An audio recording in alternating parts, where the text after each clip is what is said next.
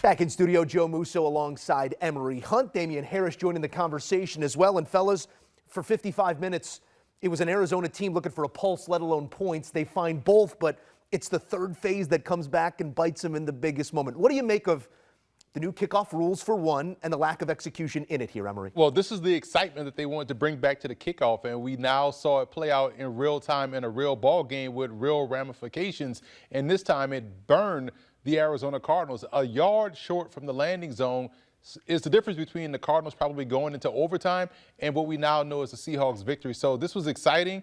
It's frustrating if you are a Cardinals fan, but man, if you're a Seahawks fan, thank God the kickoff landed 1 yard short of the landing zone, and it just helped set the table for what an offense looked like that was in their zone all throughout the game, because we knew once that kickoff landed outside the zone, Seahawks was going to march down the field and get the points necessary to win. Yeah, Emory, you make a lot of great points. And I just want to say, if you're a Cardinals fan, you get what you deserve. And I mean, the Cardinals played a horrendous football game offensively. Defensively, I mean, they held the Seahawks offense in check for most of the game. But offensively and in special teams, you saw they did not play winning football. And Bill Belichick used to always remind us, you can't just turn it on at one point in the game, i.e. the last 5 minutes of the game, and expect to, uncover the bad football that you played for the first 55 minutes. So, that's just a lesson to not only the Cardinals, but all teams and all people who watch football. You can't play a bad brand of football like the Cardinals did, especially offensively. The lack of production in the run game, the misconnection with Marvin Harrison and Kyler Murray. Again, I know it picked up at the end of the game, but when you play losing football for a majority of the game, it's usually going to be a result like this where you fight back, you get yourself in a position to win, and then special teams is what costs you. And it's just because that's the momentum that you set. And then whenever it's the biggest moment of the game, well, you rely on what you've been doing the entire game, and that's just playing a bad brand of football. It felt like tempo in that last 5 minutes took them out of their brains and into their ability. We'll get to some of the inefficiencies for Arizona in a moment, but I want to work backwards here because you still need to choose some yardage from the 40 on to get into field goal range. And Jackson Smith and Jigba, Dame, is turning into like 24-hour pharmacy stuff. If you ail, I'm open. What do you make of that connection between Darnold and JSN early in the season? Well, this is what you want to see if you're a Seattle Seahawks fan, if you're a player, if you're somebody in the organization that manages the team. I mean, he's stepping into that true wide receiver one form, and that's when the biggest moment is on the line, when the game is on the line, and you need a place to go with the football, you're going to Jackson Smith and Jigba. And when you sign a guy like Sam Darnold, who is in the mid to end of his career, to the type of money that you did, you want to guarantee him an option. And it's good that it's a young option because it's somebody he can still develop time and chemistry and build more continuity with. And if they do that, we've seen the Seattle defense on its own can play good football. And then if you get Sam Darnold playing at a high level, let's not forget he was a first-round pick, with a young stud like Jackson Smith and Jigba who's stepping into his own as a dominant premier receiver in the NFL, this offense and this team could be troubled down the line. What I love about what I've seen from him so far, especially in this ball game, was that he was never afraid of the moment. He didn't shy away from the moment. You saw when the ball was coming his way in these high leverage situations, that 3rd and 6,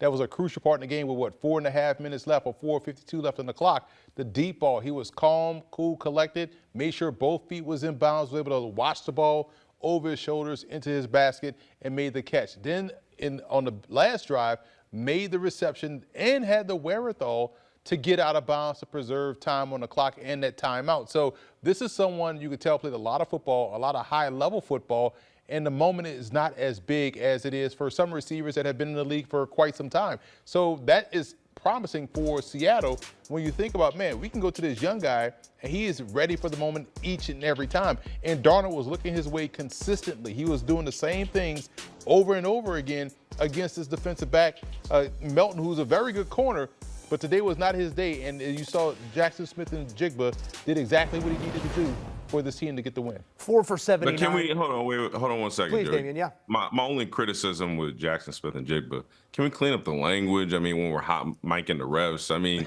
that's my only complaint. You know what I'm saying? We might have to teach them something about language on national TV, especially around a hot mic. But hey, incredible self-control by the official. I thought he was going to throw a flag. He kept the laundry in his pocket.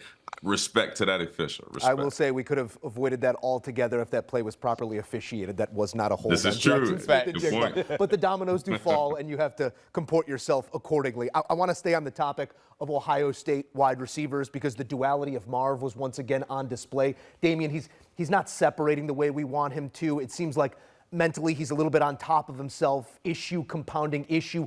What do you point to in the issues that are plaguing Marvin Harrison Jr. right now?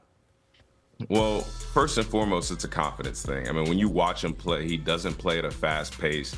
He looks timid. His routes aren't crisp. They're not clean. He's oftentimes unsure if he's going to get the ball. Listen, Marvin Harrison Jr., my brother, you are the number one receiver for Kyler Murray. You're the number one threat. You are the number one option that he has.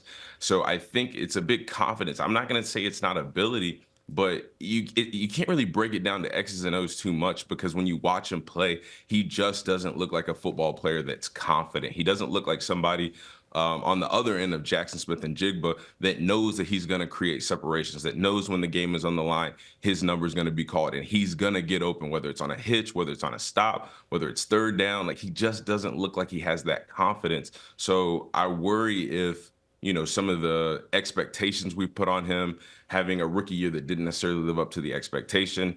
Now I start to wonder about his mental toughness and if he can handle the pressure of being a first-round receiver and what that entails. You have to be a guy that's always open. You have to be a guy that's available and can run every route in the route tree. You can't be a liability when you're out there. And at times it seems like that's what it is for Marvin Harrison Jr. A big touchdown late, Emory, for Marv in this one.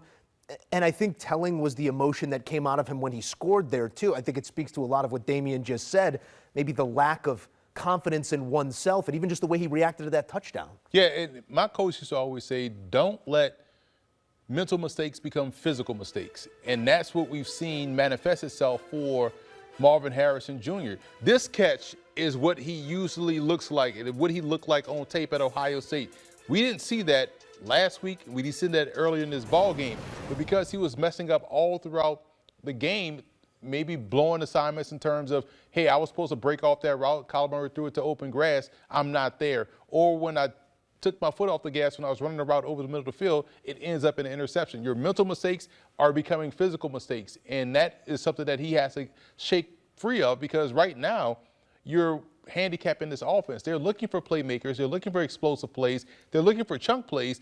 And you are supposed to be that guy on the perimeter, but they had to go to, Mike Wilson to make that play. Michael Wilson made that play. You saw DeMarcado make those plays. And then Marvin Harrison got things going.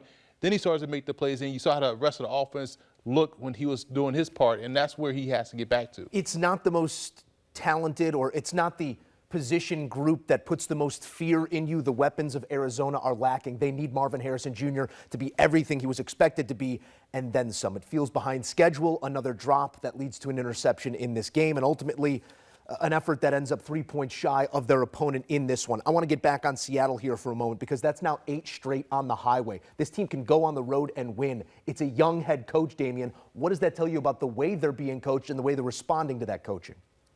Well, they've got a good foundation. I mean, that's the key to going and winning on a road. And I'm not going to pretend like Arizona is the toughest environment to play, but they made it a competitive game at the end.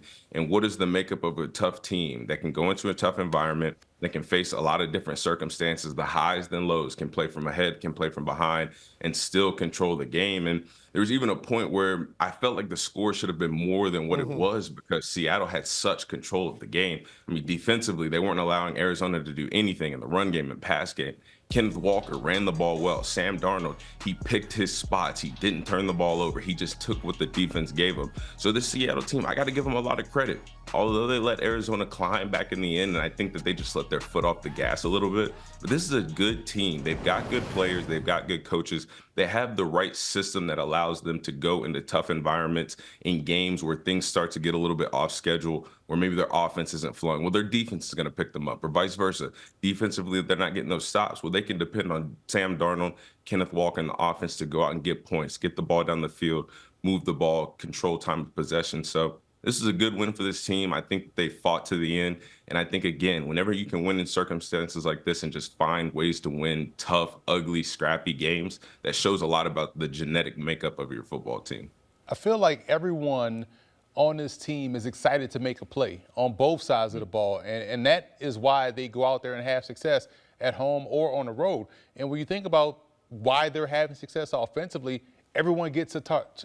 Everyone gets a target. You have 2 tight ends. You have A.J. Varner and also Elijah Arroyo, 5 catches, 76 yards, and a touchdown combined. You saw the worth of the running game with both backs getting involved, even to the point where Kenneth Walker was getting upset on the sideline, like he wanted to score. So that's something that you like to see. On defense, you see someone's making a sack, another guy's making a TFL, another guy's making a big hit. This is what you want to see. Success is something that's contagious. Everyone wants to make a play, and that's the part of the reason why they came back in this ball game after letting it slip away for a little bit. Let Ken Walk touch the pill inside the 5. That's all I'm saying. Keep that man happy. It's a talented runner, but a couple talented runners on that roster. To your point, I got a couple talented runners with me as well. Damien Harris, Emory Hunt. Appreciation as always, fellas. Sir, appreciate it. All right, here's a look at that road ahead for Seattle. Out to a 3-1 start. Play the music. Lost to the Niners. They've rattled off 3 consecutive. But we'll find out some more about them in Week 5. A tough test with the Buccaneers coming up.